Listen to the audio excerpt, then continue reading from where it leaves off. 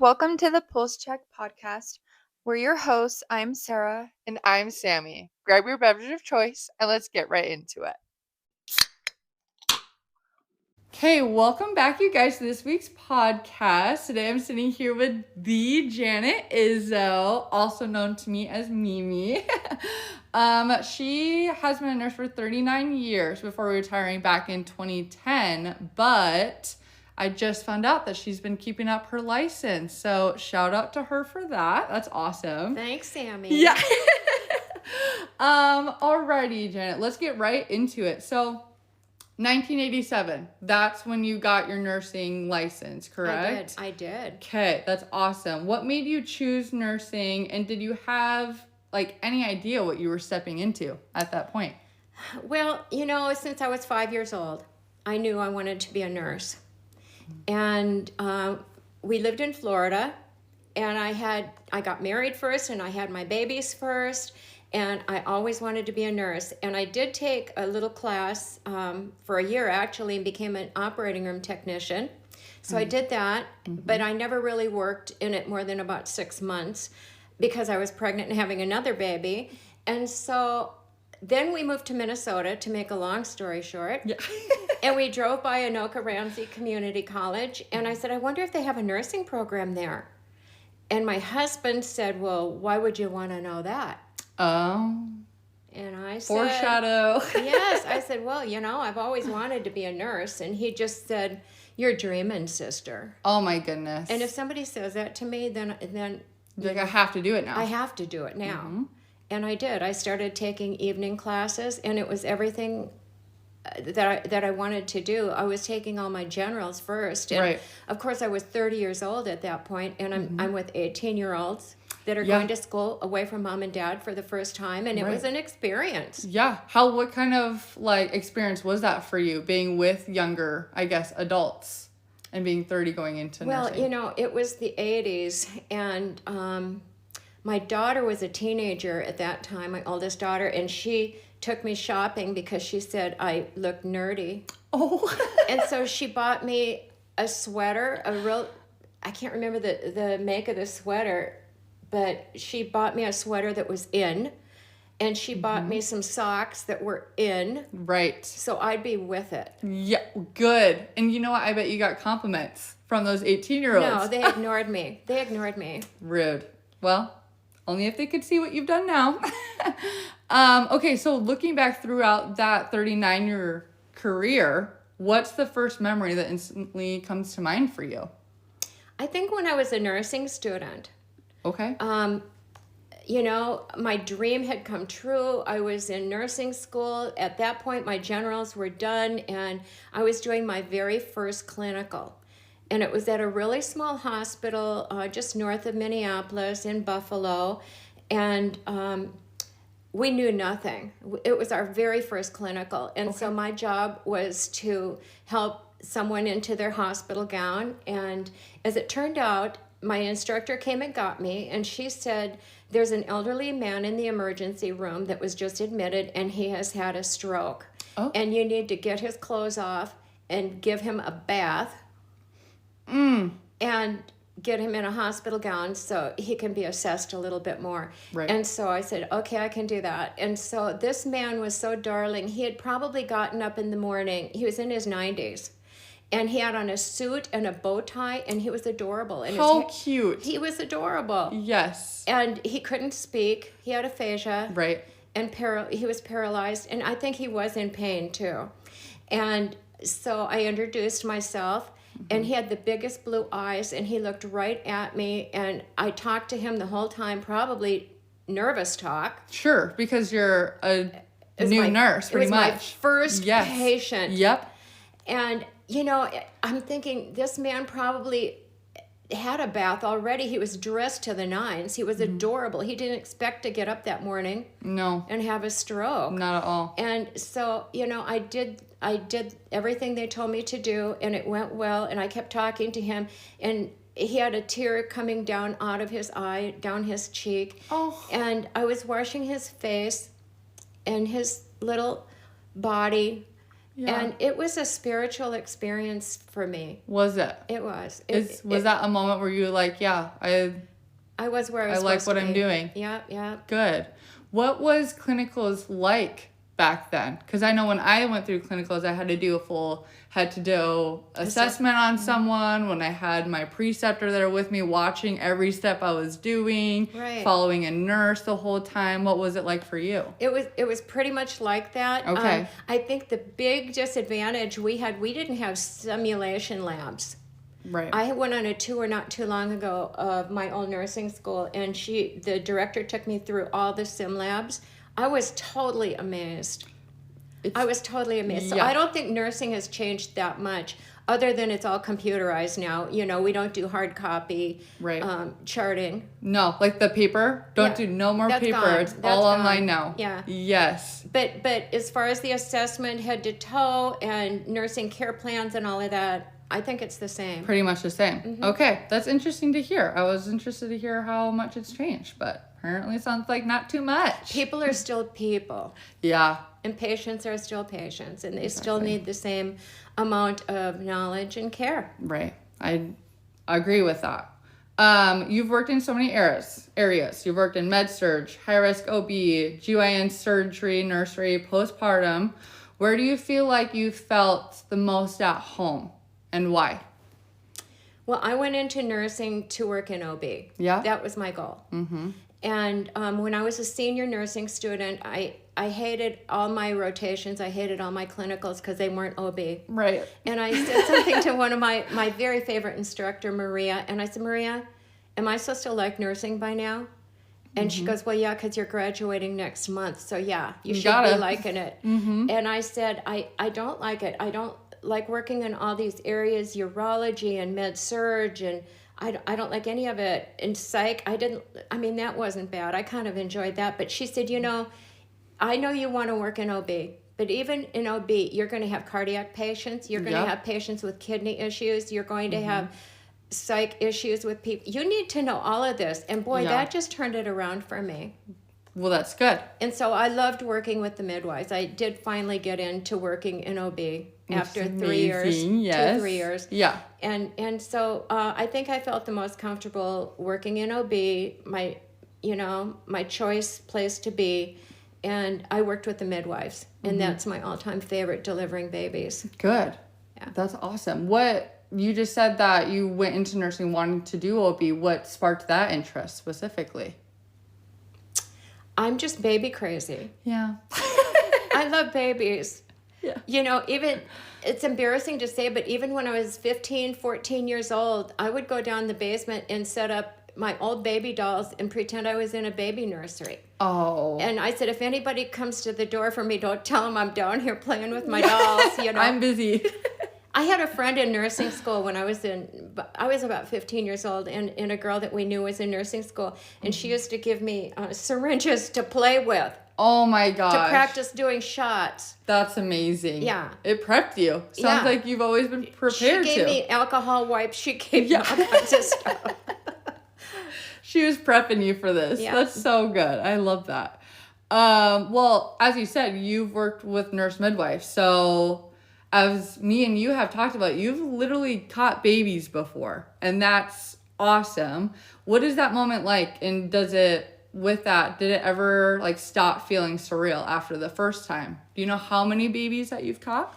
Probably, our midwives were with us most of the time. I'm saying between, I don't know if it was maybe five babies. I had to tag team with a midwife who would maybe be in the other room delivering a baby. Yeah. And and babies, babies, when they come fast like that, They're everything's just coming. usually good. Yeah.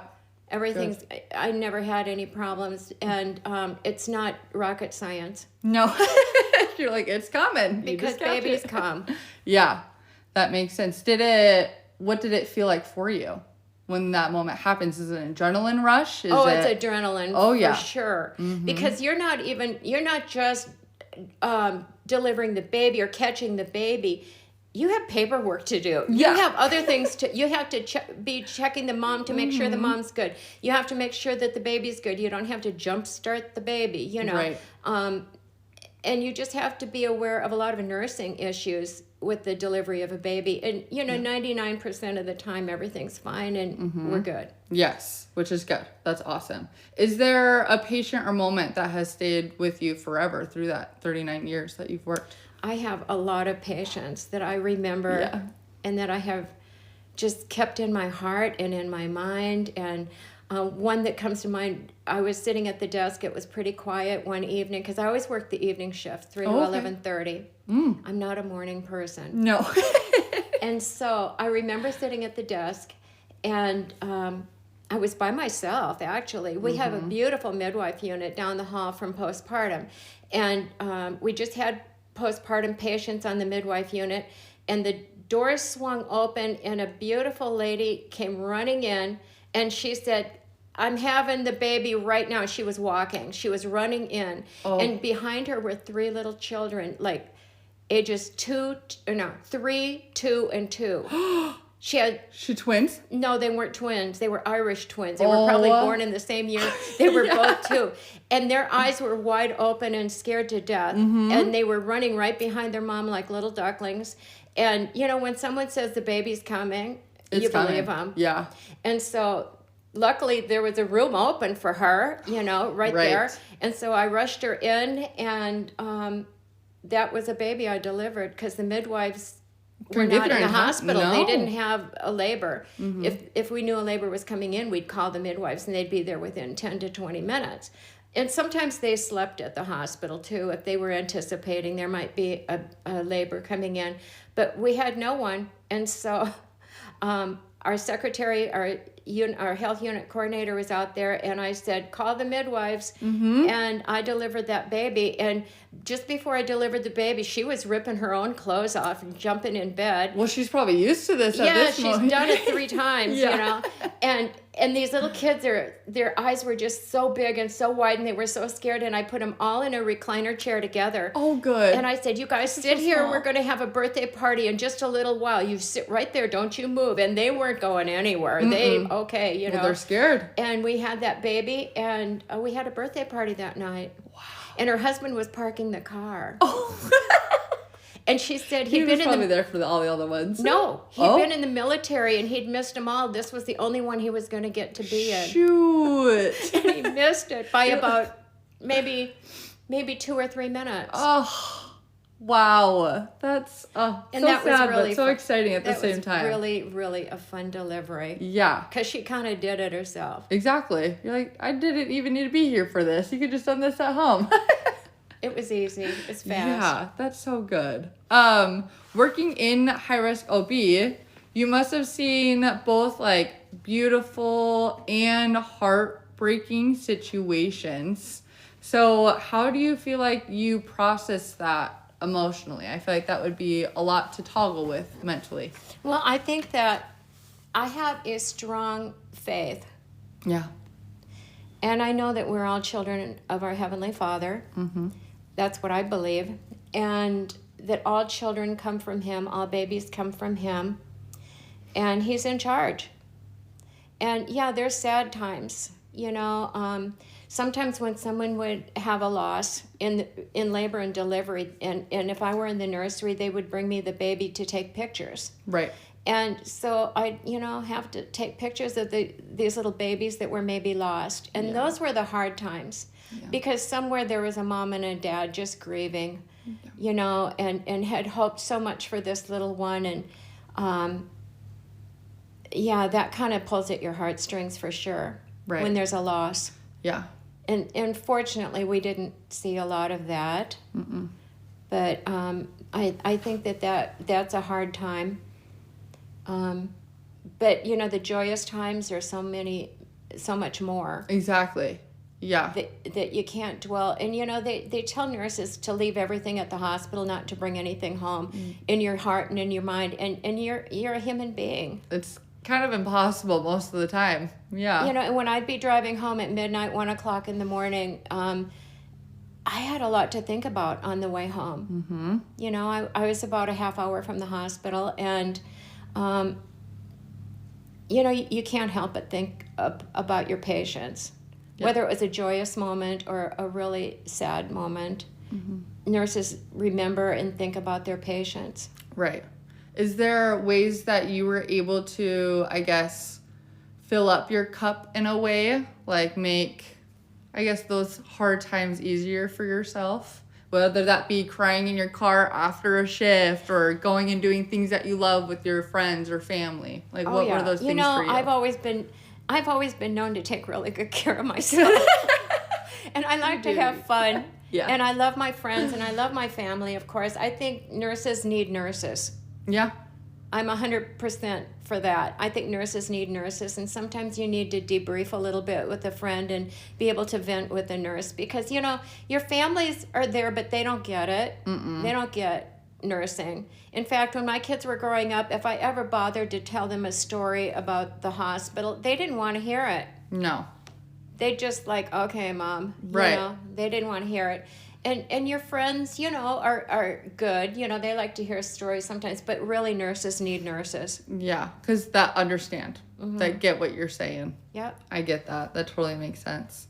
I do feel like with labor and delivery, there's a lot of misunderstanding. Like when I did my capstone on labor and delivery, I always got asked like, oh, like how many babies were delivered? Is it just like sunshine and rainbows all the time? Da da da.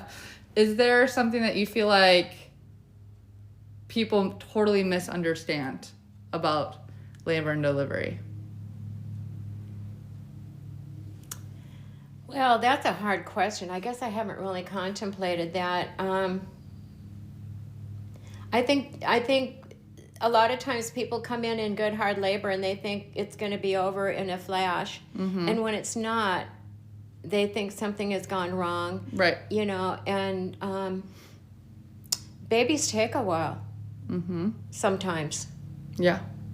Do you want to hear a story that I had with that? Obviously, yes. Okay, so I came to work one day and I was assigned a patient who had been in labor all day. Okay. It was her first baby. She was a primip. And her husband was wonderful. He was in there with her. Good. And they said she is not progressing. We've tried everything with her, and she came in during the night, actually. And by now it's 3:00 the next afternoon. So I went in to introduce myself to her, and she was miserable.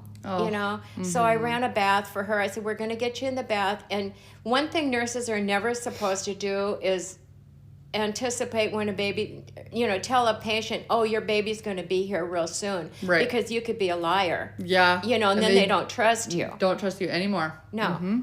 But I did that. Yeah. Only you can do it, Mimi. It's okay. Well, it was like 3:30 in the afternoon, and the midwife asked me to go ahead and check her, and we didn't do a lot of that, but I did check her, and she was exactly where they said she was, not very far along, but her contractions were frequent and painful, and they were lasting a long time. It was taking her a while. Baby sounded good though, and so I said to her, you know what? I said, we're going to have a baby by dinner time. And the minute I said that, I thought, oh my gosh, what did I say? So I got her she said, really? And I said, yeah. And then I thought, oh, darn it. And so I got her in the tub and got her relaxed, turned the lights down low, put on some music for her.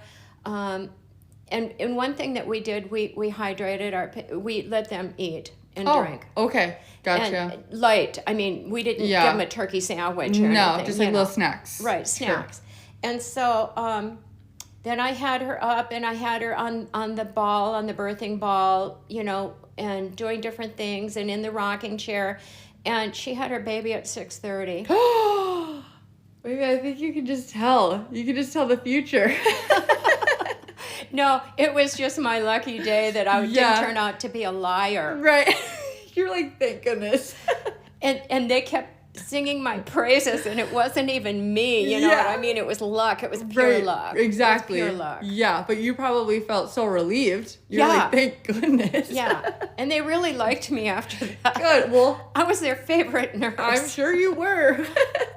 That is so funny. I can't even. Good for you, though. Okay, so you've raised 3 kids while working as a nurse. How did you balance, like, your home life with 3 kids, being a wife? What did balance look like for you? Well, when they were younger, I did work day-night rotation. Okay. So I was always home, probably just getting up from sleeping when they'd get home from school. Okay. And then not have to go to my night shift till they were already in bed at night.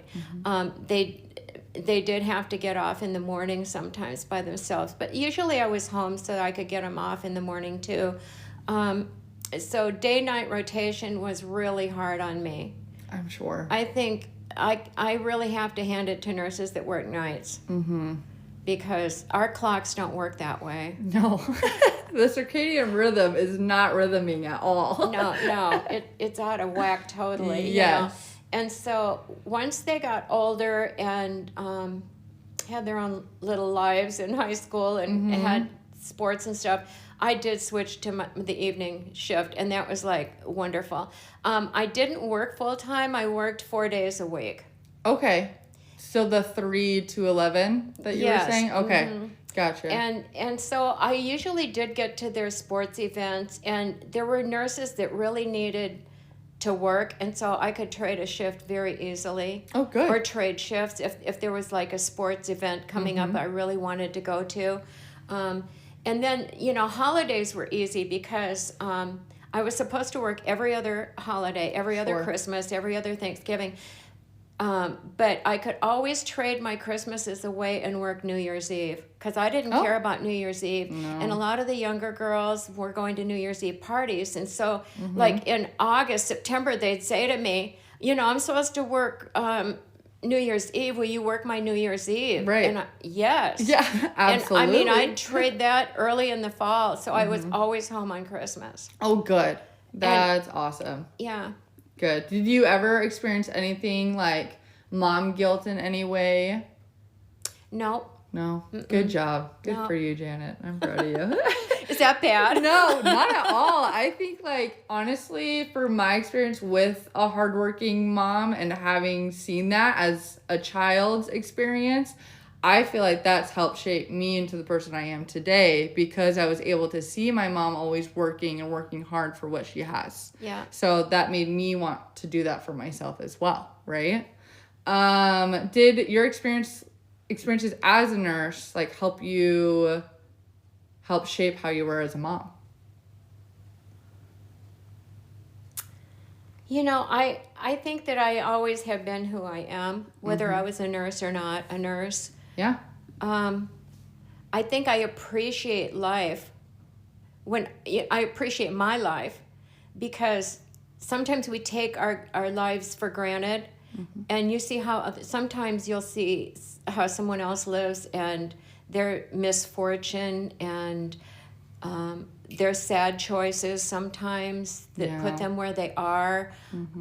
And so it really kind of opened my eyes. And I did try to share that kind of a thing, like choice and accountability with my kids. Good, yeah. And tell them what I had just seen, I taught them lessons from what you've seen. And hopefully it sunk in, and I think they did because they turned out okay. Yeah. My kids turned out okay. The ones I know are amazing, so yes.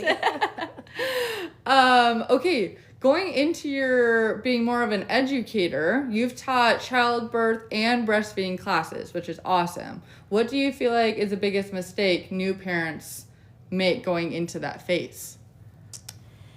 Well, I think the dads are guilty there. I think women know a little bit more about the birthing process than dads, and so I always think it's important for significant others or husbands to participate in that. I think they're kind of clueless about how things go. Yeah. And so I know when my own children were born, I was not a nurse yet, and I was breastfeeding and for the first time, and every time the baby cried, my husband would say, "Oh, he's probably hungry. You're probably not giving him you probably don't have enough breast milk." Oh, geez. Which is a terrible thing to say. Yeah. Because it's not true, first of all. And so, he was not educated on No. it. Eventually he was after the third later child, on. then Sure. he knew, But I think that everybody can use some education. Yeah. Was that your question? Yes. No, that's good. That's perfect. Do you Okay. feel like what's the best way for new parents going into that situation to get that education, you feel like? You know, you can read a lot of crazy things. Mm-hmm. I think talking to a childbirth educator or a lactation consultant is really the way to learn about it. Yeah. La Leche League International has a wonderful book, and I guess I don't agree with everything. I taught La Leche, and I think however you feed your baby is your choice. Sure. And I don't think you failed as a mother if for some reason breastfeeding doesn't work for you. Mm-hmm. But the book is called The Womanly Art of Breastfeeding, and I highly recommend it. Okay. But, you know, I think also women that have C-sections think that they've failed. And they have not. You've won the prize. Yeah. You have a baby. You have a baby, you've won the prize, you did what you needed to do to bring that baby here. And whether you breastfeed or bottle feed, Yeah. C-section or natural childbirth, you know, Yeah. you've won the prize. Exactly. I totally agree. Because you've obviously dealt with a lot of new moms, is there a piece of advice, like one piece of advice that you've given new moms over the years over and over again? Yeah. And, you know, I worked with a lot of people from different countries, different cultures, and they all have different ways of parenting, and it's really interesting. For instance, a lot of Southeast Asian women will go home and start scrubbing the floor. You What? know? Really? Yeah, and they tend, you know, in the past, they tended to have really low hemoglobins in the first place. They're running on like a 6, Oh my gosh. and they're fine. Oh no.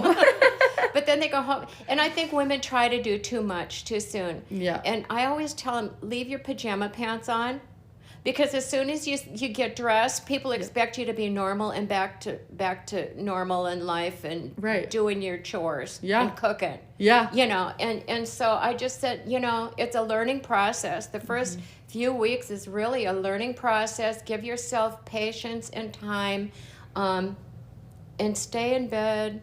Walk around a little bit, get some exercise and some, you know, Right. sunshine. But don't get carried away doing stuff. Yeah. Let other people do things for you. Take a And when breather. people say, "What can I do for you?" they want to come take care of the baby. No, you take care of the baby and let them clean your bathroom. Yeah. Let them bring dinner. Hey, you can vacuum my house for Yeah, me. my house hasn't been vacuumed since I got home from the baby. So if you could run the vacuum through, it'd be awesome. Exactly. And then you nurse the baby or feed the baby. That's great advice. Focus on yourself with time with the baby, and people can do everything else for you. Right. That's so good. How do you feel like patient education has changed from when you first started to now? I think it's the same. Do you? I do. Do you feel like you were giving a lot of patient education when you first started out? Yeah, I think that was my favorite thing. I Oh, love good. teaching. Yeah. That's probably the best part of nursing, is teaching people how to care for themselves and for their babies. And when I was at the hospital, we had 3 sheets of teaching that needed to be done before the patient went home. And sometimes I'd barter with, because some nurses don't like that. Yeah. They don't like that part of nursing, you know? Right. And so a lot of times I'd say, look, why don't you go do this for me and I'll finish your teaching. Good. Yeah. Or if I was charged and I had one less patient than everybody else, I'd look through and see whose teaching needed to be done, and I'd go, you know, because we're a team, right? Exactly. Nurses are a team. Help Supposed everybody to work out. as a team. And that was where I like to fill in if it needed to be done. Educating. And I feel like educating goes a very long way with people, because I've even found when I've educated patients that they have no idea what you're talking about. Right. And they're like, this is the first time I'm hearing about that. Yeah. I'm like, yeah, well, to me it's common knowledge, but for you. I know. But you it's know what? crazy. I hate to say this, but men are worse. Oh, yeah. My In what husband, way? my In what husband way? goes golfing, you know, with his friends, and he came home one day. In fact, it was last week. He came home from his golfing, and he said, "Hey, you better call Gary's wife." And I said, "Why?" And he says, "He's got something wrong with his blood."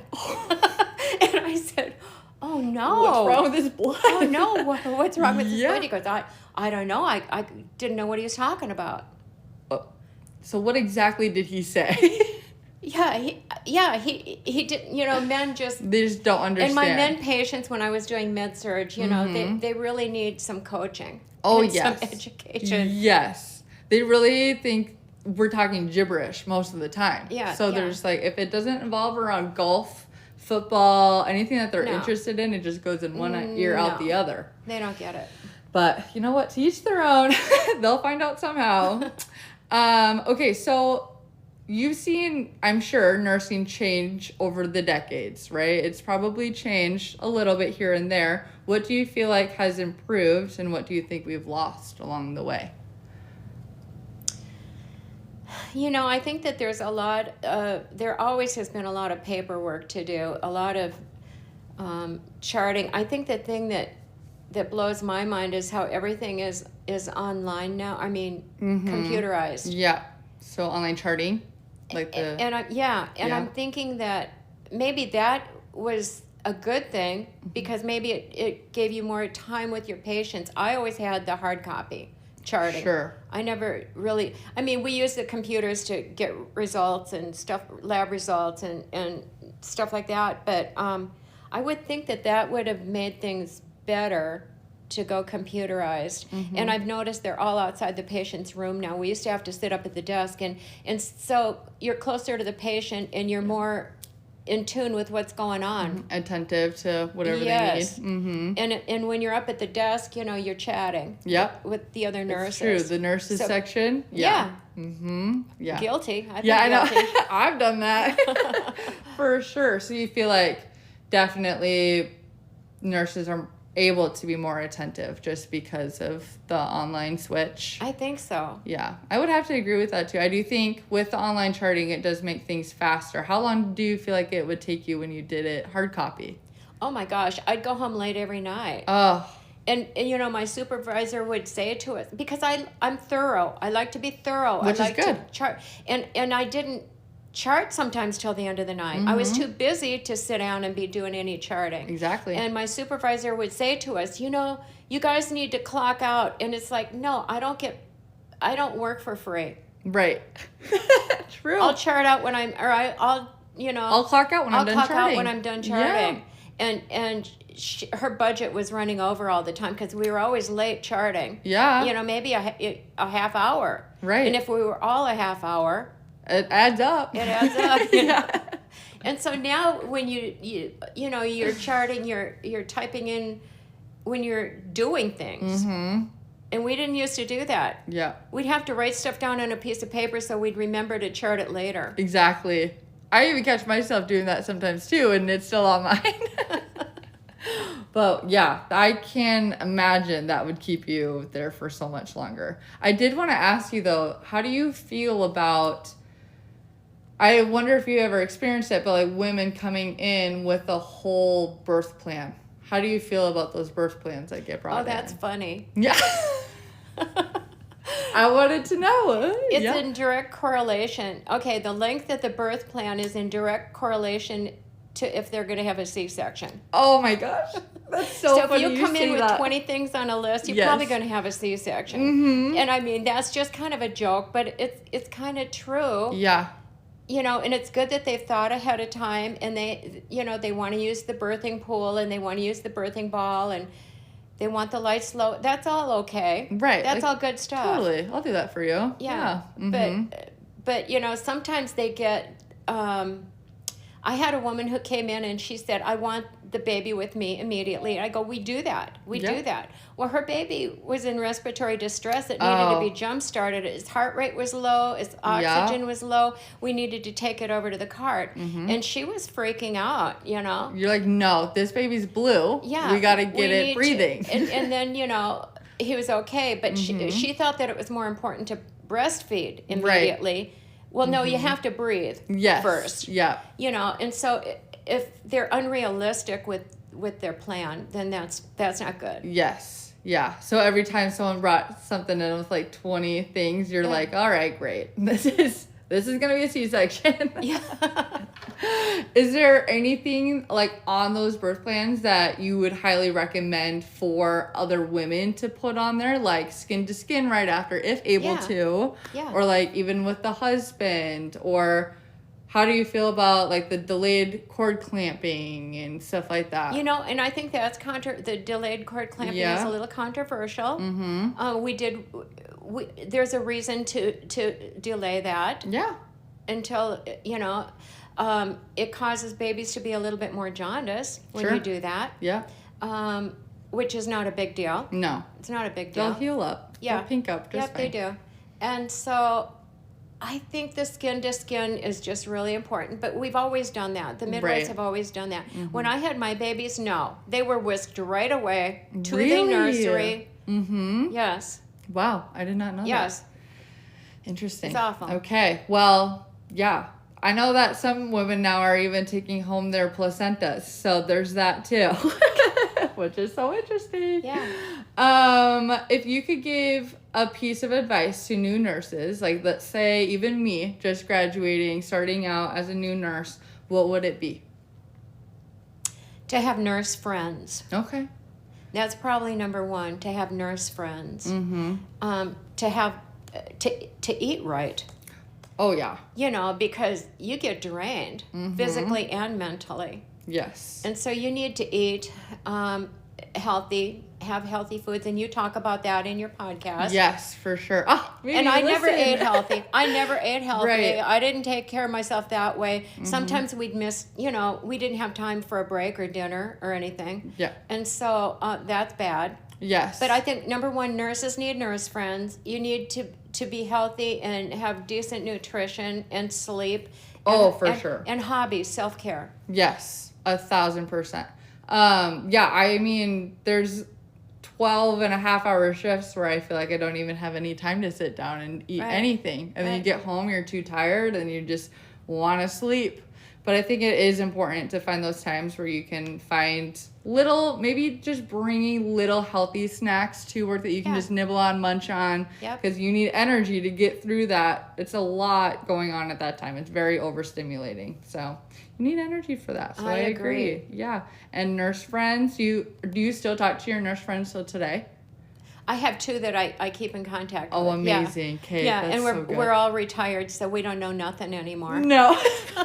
We don't know what's going on over there at the hospital anymore, How often do you talk to them? Even our midwives. Well, we have reunions in the good. fall. Oh, good. All the nurses. We have a Yes. reunion in the fall. Oh, that's Whoever fun. wants to come. Yes. Usually at Cheesecake Factory. So Which we eat is the cheesecake. best place. Yeah. Yeah. But and some of our midwives, but some people have retired and moved away. Yeah. And but we are all friends on Facebook. Good. So I see what's going on with a lot of them. And I had some really close midwife friends. Oh, good. That I keep in touch with too. Yay. Yeah. Oh, that's good that you guys are still supporting each other. What do you feel like, especially in today's time, do you feel like makes a truly great nurse and not just a competent one? Well, I think you need to have a spirituality of some type. You need to believe in a higher power. So I think just being well-rounded. Yeah. Mentally, physically, spiritually, in every way you possibly can, and to continue to grow. Yeah. I think a lot of us thought when we graduate from nursing school, okay, we're done. Right. No. We might get oriented to a new job someday, but and that's the other thing too. I think I heard your mother say on one of your previous podcasts that when she was talking about, because she is really a great nurse. She's I amazing. know your mom. Yeah. And she talked about if you're not happy where you are, move on. Exactly. Nursing has so many opportunities in so many different areas. Areas you can go into. And I think if you get kind of flatlined, you need to search and find something. Like I never gave up on being able to be an OB nurse. I did everything I could until finally it happened. Yeah. Finally. Thank goodness. It took me 3 years of med surg to get to OB. But did a job just open up and then you just applied to it and then you were able to get it? I applied to 7 different hospitals in Minneapolis, and because I had no OB experience, except I had taught childbirth education classes and breastfeeding classes, and I had my own babies. That wasn't enough it to didn't them. count. No. And so I had really wanted to work downtown at HCMC. Okay. And so that was one that I had an interview with. And then she called me, the supervisor, and she said, Janet, I really want to hire you, but one of our old nurses that moved away has moved back, and we're going to have to take her. But she said, I'm gonna keep your file in my desk. And I'm thinking, yeah, right. That doesn't happen. Yeah. Okay. You know, and so about 3 weeks later, I told my husband, I'm getting out of nursing if I can't do work OB? with moms and babies and families. And I said, I'll go work at Target or something. Yeah. And he said, no, you won't. No. He said, we went through this nursing school thing. You're going to be a nurse. Yes. You know? Yeah. And so I defied him and I turned in my resignation at this private hospital I was working at. I just said, I hate it here. I'm quitting. So I gave my 2-week notice. And I came home, the day I gave my notice, I came home and on my voicemail, there was a message from the supervisor at HCMC. Oh. And she said, the nurse we hired back didn't work out. Would you still be interested in the position? Did you just start crying? I did. I fell to my knees. I literally fell to my knees. And I thanked God Janet. because I'd been praying. Yeah. And it was after hours. And so I called her the next day and I said, yes, Lenore, I would be interested. I tried to be really cool about it. Yeah. She couldn't hear your sniffling. Yeah, from and crying. she said, well, I can't use you till the 1st of whatever the month was. And she said, you'll need to come in for orientation then. And I said, okay, that's good because I need to give notice. And I'd already given notice. Yeah. You played it so cool. She had no idea. But, I mean, talk about luck. Yeah. You know. Right. And God was really looking out for you. Because I was going to go work at Target. Yeah. Which makes sense because Target's awesome. I like it. Exactly. So after retiring, 2010, you didn't slow down at all, obviously. You kept going. You became a speaker, writer, educator. What drove you to keep going? I was taking care of my mom.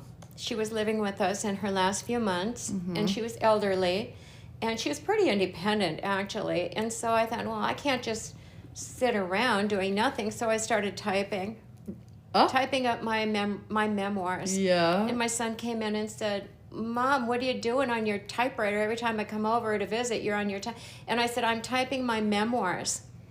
And he laughed and he said, and he was a college graduate and everything. Right. And he said, well, when you're doing that, why don't you do it with a focus to nurses and nursing students so that you can do a book or speak at colleges and universities? And I said, I don't know if they hire people to do that. And he goes, they do hire people to do that.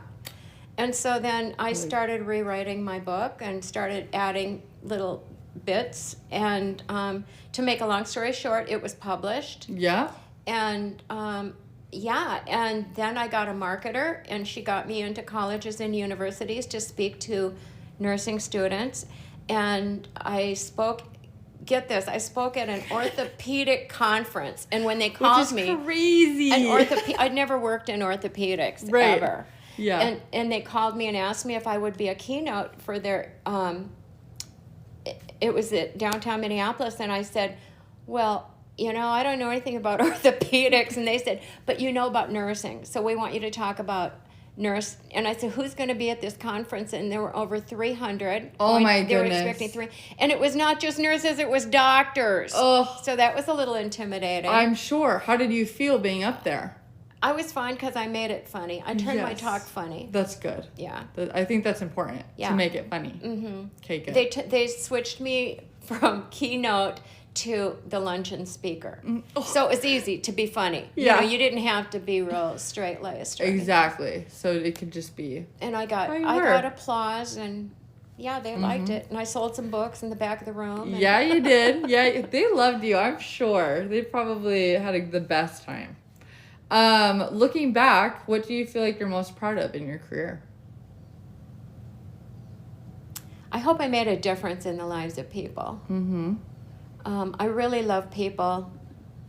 I love families. I love the dynamics of the different nationalities and cultures. And I hope that people remember me as the nurse that they had when they had their babies. Right. Because we do remember some of our nurses, either for the good or the bad. Mm-hmm.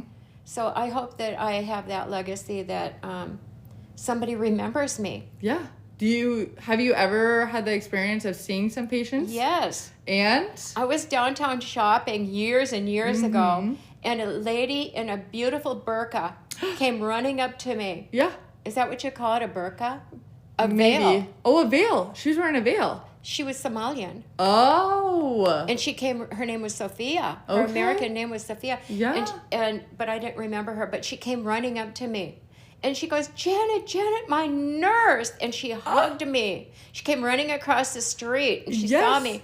And I didn't remember who she was. Of course, she had on a veil and everything. Yeah. And I said, oh my gosh, it's so good to see you. I had no idea. Yes. And she said, it's Sophia. And she took off to show me her face. And I go, Sophia, I love you. Yes. And I had delivered 2 or 3 of her babies. Oh my goodness. Yes. And so she remembered me. That just did my heart good. And I will always hang on to that. Oh, I'm sure. I will always hang on to that. Yeah, I feel like, especially everything that you do for patients, it's nice to get a little bit of recognition, and then knowing that they did remember you and everything that you did, I think that probably fills up my cup in a way. So that's good that that happened for you too. Looking back as a brand new nurse, what if you could go talk to that young Janet, what would you say to her? That education is good and you should just keep going. Yeah. You shouldn't just be, an associate degree nurse. You need your bachelor's degree. And then if you're young and it's possible, go on and get a master's. At some point, Keep going. Continue, and even forgetting the degrees, keep learning. Keep educating yourself. And maybe not just on one thing. Maybe expand it. Expand your knowledge. Just keep learning. Yeah. Do you feel like, did you mainly do education in nursing areas, or did you start learning other things, like for hobbies, anything like that? Nope. No? Nursing? No. It was nursing. Yeah. I don't practice what I preach, learn other things. But yes. No. But all nursing. Well, I mean, if that's your number one, there's a lot of things you can learn in nursing. So that's and not amazing. that I'm such an expert or have such expertise, but that's what I was interested in, and that's what I love to do. Good. Well, I'm so glad. Okay, so last question. But what do you feel like is one thing you hope every listener takes away from your story that you wanted to share today? Oh my gosh. I know. Well, for nurses, for anyone, for everyone nurses, that's listening, yeah. be kind, continue your education, expand your mind, be open to things that come into your path. And I think that's mainly it. Just don't get stagnant. No. If you need to find a different area of nursing, do it. Mm-hmm. Don't give up. Don't work at Target. Yeah. Keep persevering. We need good nurses, so be a good nurse. Yeah. Well, I love it. Well, thank you so much, Janet, for doing this with me today. You're fantastic on a mic, so you absolutely killed it. Thank you. But yes, until Thanks, Sammy. yes, next week, you guys.